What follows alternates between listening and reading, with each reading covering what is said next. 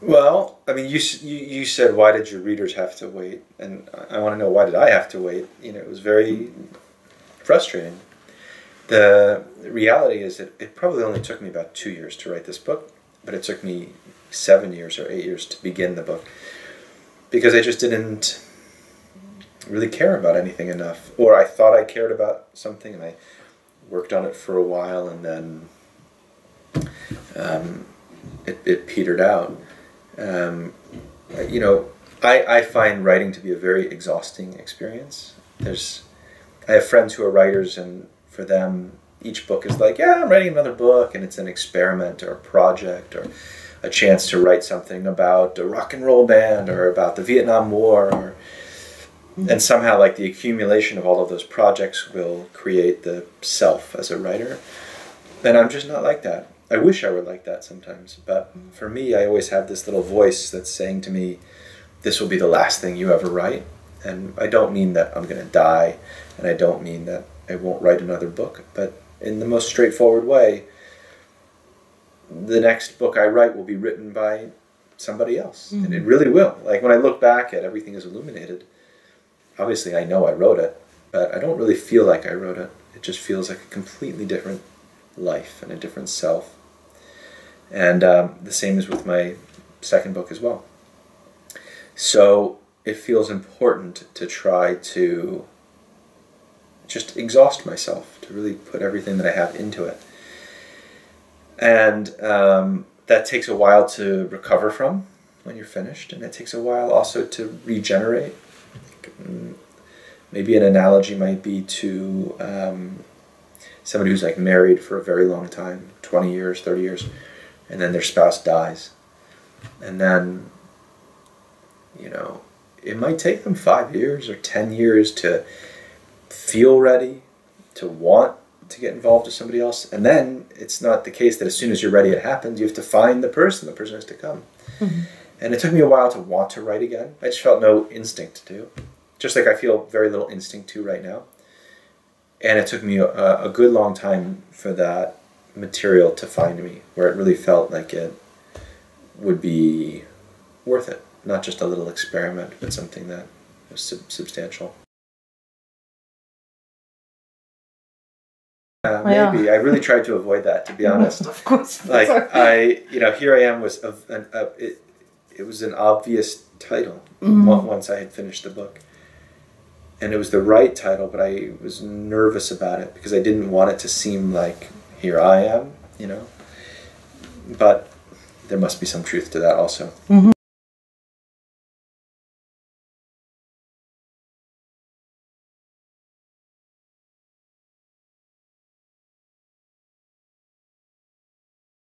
I mean, obviously both of those had some influence. How could I pretend that they didn't? But I don't... When I answer it honestly, it doesn't feel like those were all that important. I think the book is, you know, it's about characters in certain situations, but to me it's more about themes, and the characters and the situations are useful to articulate the themes. And I think one of the big themes of the book is home, just as an idea, like a homeland as a home, a house as a home, a familial unit or a romantic relationship as a home, one's body as a home, one's job as a home. And that's something that I was thinking a lot about. This book is not in any way about my divorce, but I was thinking quite a bit about home in my own personal life during that time.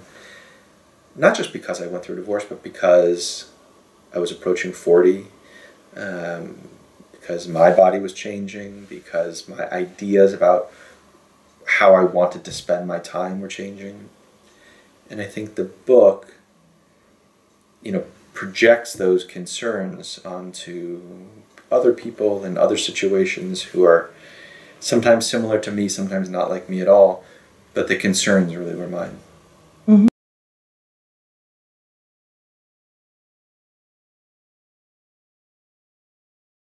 Completely.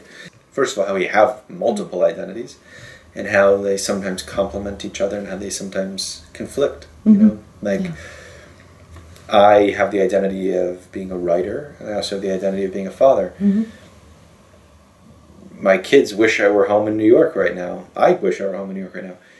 But this is my job, and it's also something I'm very proud of. It makes me happy to talk about my book and to hear people's responses. So, you know, I take a little bit from my identity as a parent, and I bring it to my identity as a writer.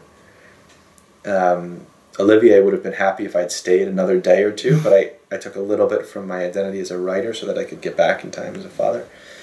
And it's fine. It's just borrowing and compromising and negotiating. But sometimes something happens that like requires an ultimate, where you can't just say, I'll take a little from here and a little from there, but you have to say, like, you know, with parents and writing, an example might be, I can't imagine this ever happening in my life, but let's say I wrote a book and one of my children said, I don't want you to publish that.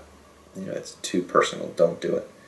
Well, then I would have to choose one identity over the other, and that would be very painful. It really would, especially if I believed that I was a good and loving father, and I believed that it was a good book written for the good reasons, not for bad reasons.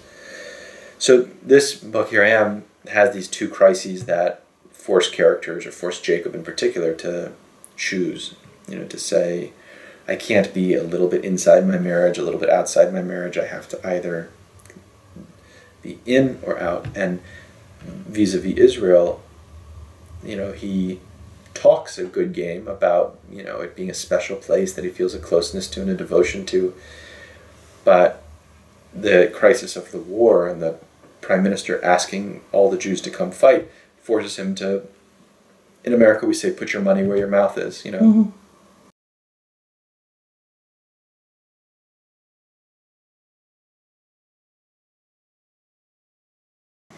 Yeah, and with American Jews and Israelis, it's so interesting because it's not as if they've been separated by thousands of years.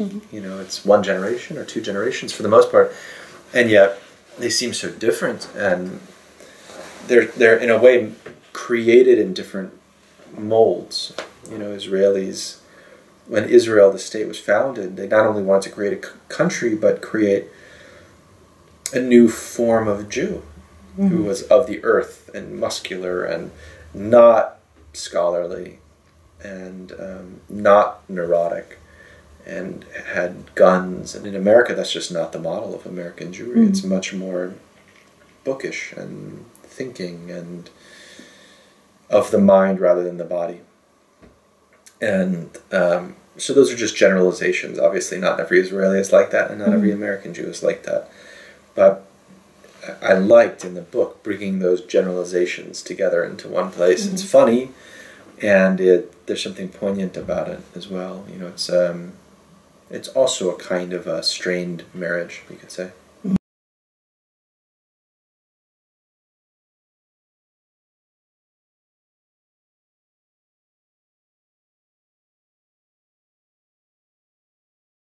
I don't know if it's a subject inside the book.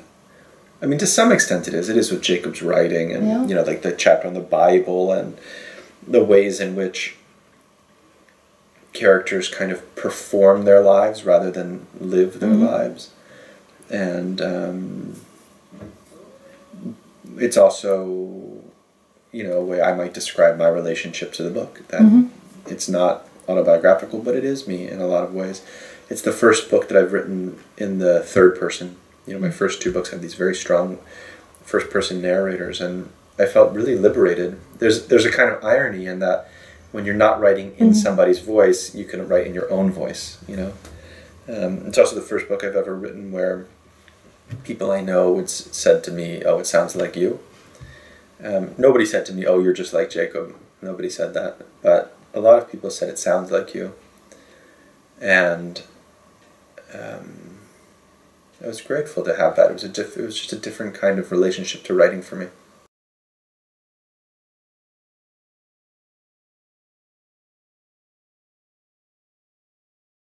I think there's also an element in which, or a sense in which, the characters they tell stories about themselves. You know, like, this is what our marriage is like. This is what our children are like. And they can kind of sustain the life through the story until they have to confront that actually there's a big difference between the story we've been telling and the life that we live. You know, they keep a lot of secrets from each other or from themselves or from the world. They don't talk about their inability to, like, have a healthy sex life, or there's a lot of private kind of shame that is the price that they pay for maintaining these stories, appearances. And again, these it's like they almost could have done it, you know, except that certain things happen that force the recognition.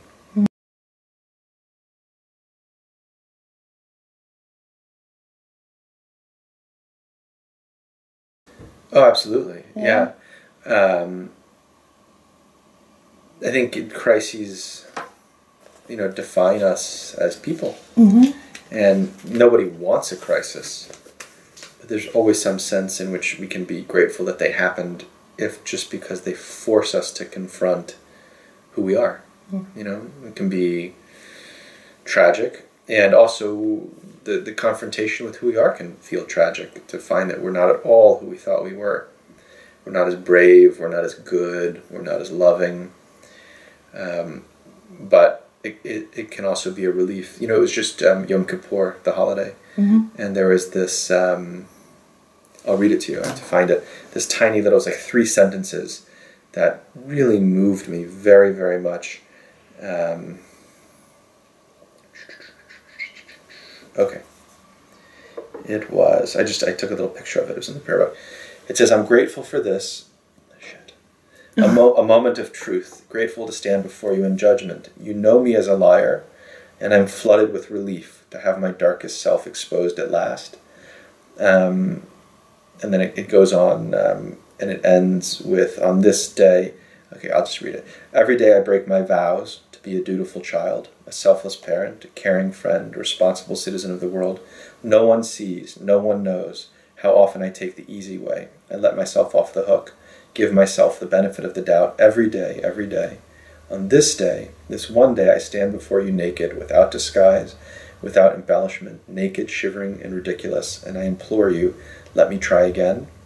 It's a very beautiful passage, and it could almost have been the little epigraph at the beginning of this book. You know, these events that are the crises are horrible, but there's a huge relief, I think, that the characters feel because they're allowed to finally be who they are, and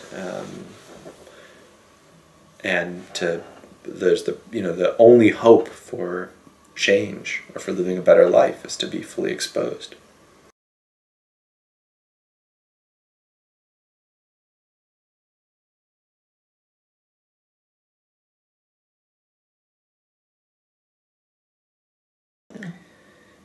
Yeah, I think so. I mean, that's something that I see when I look at the book. I don't know that I intended it.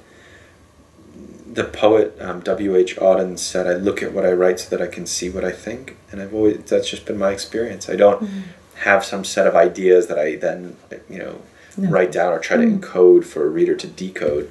Some writers do that. I don't know what I enter with. I just enter very open to what will come. But that idea of these like paradoxes that have to be sustained is running throughout the book. A friend of mine once said to me, a very wise person, said the only people who are really worth trusting and really worth investing yourself in are people who can hold extreme paradoxes in their mind without great discomfort. You know, and there are some stories in life, like the Abraham story, where it's just a paradox. There's no way to reconcile it. And yet it can be a kind of sustaining story. There's a reason that's part of why we still tell it today.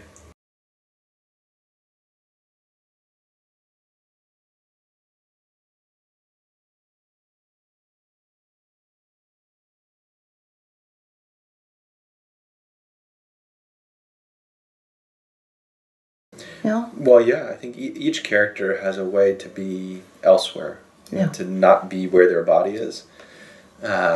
Each character has a bunch of different ways, actually.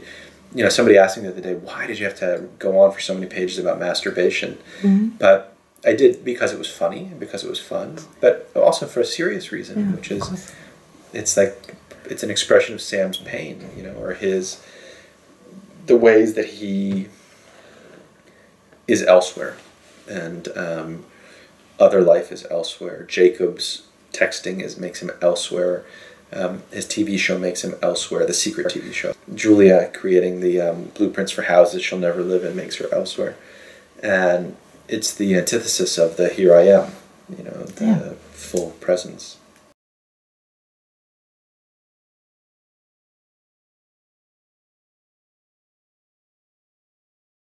Yeah, absolutely. You mean sexual desire? Yeah, sexual desire or desire of another life. Yeah, and primitive desire, you know, something that is deeper than the stories we tell about ourselves, and deeper than the kind of bourgeois domestic details of life, and deeper than what is polite, and deeper than what you think is proper to share. You know, Jacob has hemorrhoids and takes this medicine every night in the bathroom, and it has to be a secret. And on the one hand, it's kind of funny. On the other hand, okay, you understand why he would do that.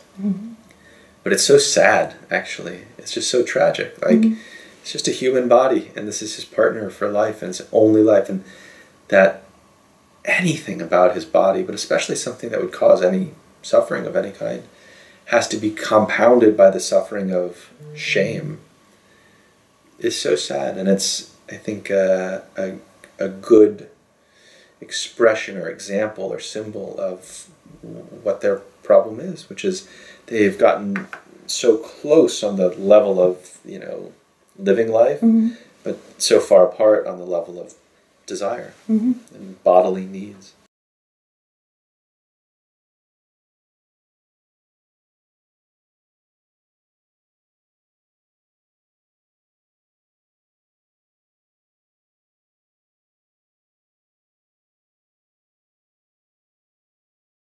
Or not. Yeah.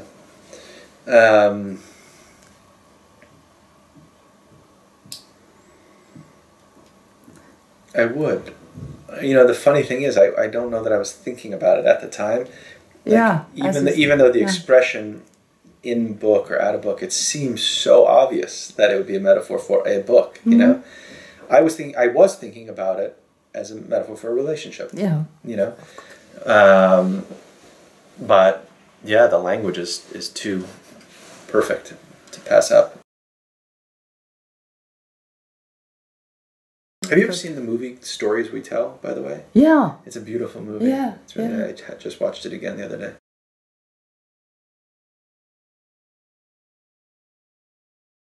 Well, there's another paradox in rituals, in the sense that they apply like limitations to life.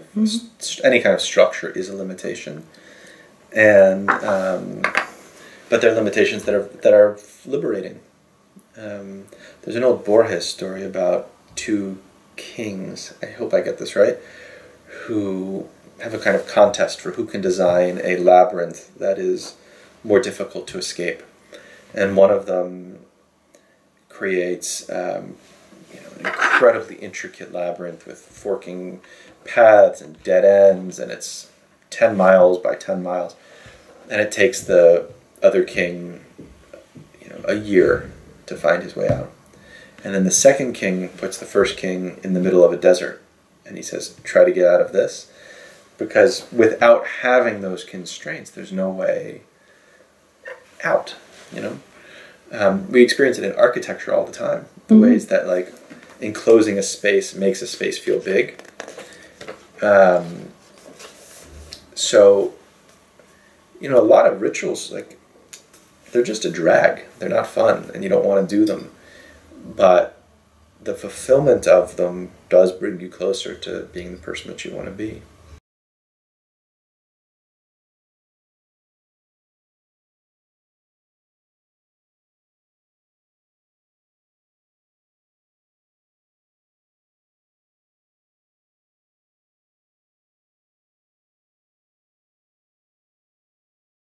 Yeah. You know, I hadn't thought about it quite like that. Also, the last word of the book is ready, right? It's funny, in my first book, Everything is Illuminated, there were a number of chapters called The Beginning of the World Often Comes, or The End of the World Often Comes. I hadn't thought about it, but obviously something in me is thinking about beginnings and endings. Mm-hmm.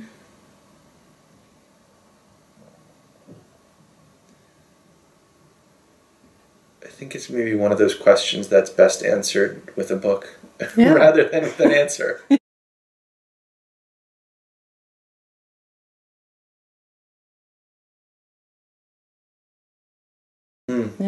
Yeah, when they explain why Isaac died, it's something like he survived and survived and survived until he couldn't, you know.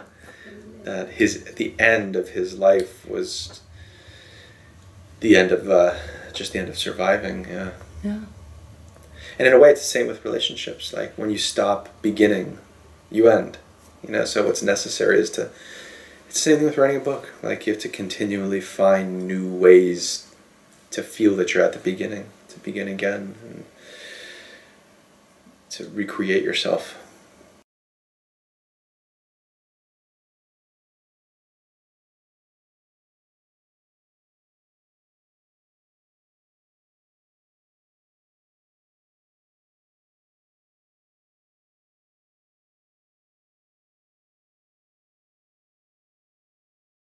In bed and they're having that conversation, and right, it's nothing funny that's happening in that moment at all. Yeah, of course. No, it's the moment it is the moment when you don't know if it's a beginning or an end, you know, when either feels equally possible, which is a very, very rare moment in life, you know. There are a lot of uses of humor in the book. Sometimes it's just silly. Sometimes it's just to be fun. Sometimes it's an expression of a kind of anxiety. Sometimes it's an expression of a feeling of safety or relief. And sometimes, like in that passage, it takes on a kind of religious quality of religious, not in the sense of organized religion and not in the sense of God, but in the sense of having a sudden appreciation of the scale of things, you know, how small you are, how big you are, how precarious everything is. The kinds of feelings that are not domestic. Yeah. I agree.